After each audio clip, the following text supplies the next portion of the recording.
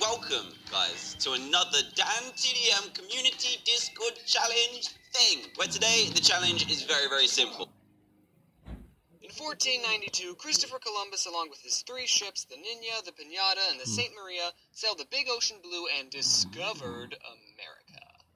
But I mean, there were already people here, and he still called them Indians because he thought, oh, okay, this must be India. People didn't ridicule him because he thought the world was flat. No, they ridiculed him because Chris thought the distance from Asia to Portugal was only 2,400 miles, when in actuality, it was 10,000 miles away, not to mention there was a huge freaking continent between them. It just makes you want to say, boy, were they wrong! And that's the theme of this video. We've come a long way in modern medicine. We have vaccines, and x-rays, and MRI scanners, and we learned to wash our hands before operations because we didn't used to do that before. Boy, were they wrong! Yes, I am going to say that every time. So obviously, with new discoveries in medicine, we'll realize that some of the things we used to do were wrong. No, don't put your baby on its back. It could throw up and choke itself. No, don't put it on its stomach. It can get SIDS. No, put it on its head. And it also comes as no surprise that some of the things that we used to think were helpful were actually killing us. One such thing is mercury. You see, we didn't even realize that this stuff might be bad for us until 1926. Before that, we used mercury in everything. Okay, that's an exaggeration. We've been mining mercury since the Roman times, and used mercury in paint, and hats, and thermometers. And back in ye old days, people who made hats with mercury had a higher chance of getting dementia. And that's where the term mad as a hatter came from, because they were mad with dementia. And also, just a PSA, we put mercury in the swirly light bulb, so if you break one, well, it's time to die. And in ancient history, some healers promised that by consuming deadly brews containing mercury, their patients would gain eternal life and the ability to walk on water. No. One of the most famous cases was a Chinese emperor called Qin Shi Huang, who died after ingesting a mercury pill that was supposed to make him immortal. Boy, were they wrong! Also, speaking of ingesting poisonous food, Europeans thought that the tomato was poisonous.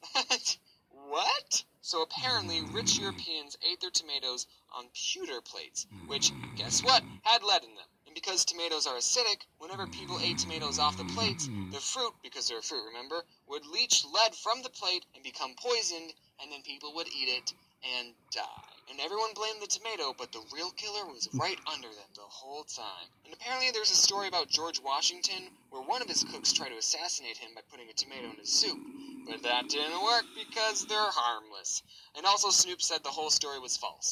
So, boy, were they wrong! Here's something else. In medieval times, back before we really knew about diseases and immune systems, if someone was sick, doctors would just be like, ugh, you just got bad blood, man. So what the doctors would do to remedy this would be to slit your wrists and let them bleed all of their blood out. This was called bloodletting. And also something cool is that it wasn't surgeons doing these procedures, it was barbers. But surgeon barbers, not the ones who cut hair. And they were called that because they carried big scissors around and cut people's wrists. And also, according to Wikipedia, that's the reason barbershops have red and white poles in front of them, because the red symbolizes blood and the white bandages. Or I could be totally wrong, I'm not doing any more research into it. But back to bloodletting, no, it's incredibly stupid. In fact, our blood has white blood cells in it, which kill viruses, so boy, were they wrong! Okay, what else we got? So do you remember in 10th grade chemistry when you had to remember all those elements on the periodic table? And remember how you failed that test and thought,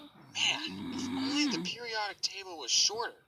Had like 4 elements, and those elements were earth, water, fire, and air. Well, if you lived in the BC to early 16th century, you wouldn't have had to take that online chem class because you'd have been right! And apparently Aristotle said that there was a 5th element, aether, which, according to the second Thor movie, is one of the 6 Infinity Stones. And people believed this until this freaking nerd was like, actually there's a bajillion elements, and now everyone has to memorize them. You know, I wonder what those BuzzFeed articles that are like 9 things you thought were true but aren't would have been like in medieval times.